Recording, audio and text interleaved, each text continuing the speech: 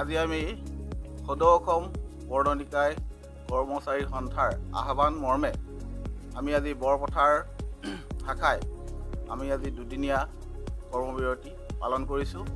4 আৰু 5 তাৰিখে আমি সম্পূৰ্ণভাৱে আমি কৰ্মবিৰতি পালন কৰিছোঁ, কিয়নো আমাৰ 2013 চনৰ 4 ছেপ্টেম্বৰত ৰাজ্য চৰকাৰৰ কেবিনেট সিদ্ধান্ত মৰ্মে আমাৰ পৌৰকৰ্মীসকলৰ চাকৰি চৰকাৰীকৰণৰ সিদ্ধান্ত আছিল। গতিকে এই সিদ্ধান্ত আজিলৈকে চৰকাৰে পালন কৰা নাই।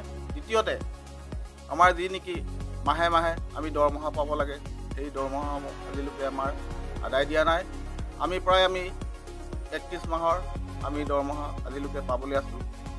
এই আমাৰ দৰমহা অতি শীঘ্ৰেই অসম চৰকাৰে মুকলি কৰি দিব লাগে।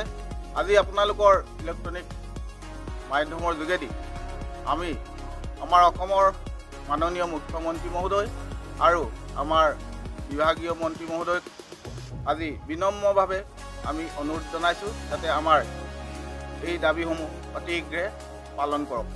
অন্যথাই আমি আগন্তুক দুৰ্গা পূজাৰ পাছত আমি আৰু জংগী আন্দোলনৰ গঢ়ি তুলিবলৈ আমি সিদ্ধান্ত গ্ৰহণ কৰিম।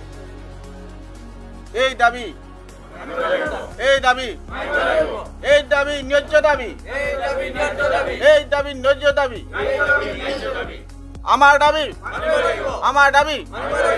দাবী সদৌ অসম পৌৰ নিকায় কৰ্মচাৰী সন্থা জিন্দাবাদ, সদৌ অসম পৌৰ নিকায় কৰ্মচাৰী সন্থা জিন্দাবাদ।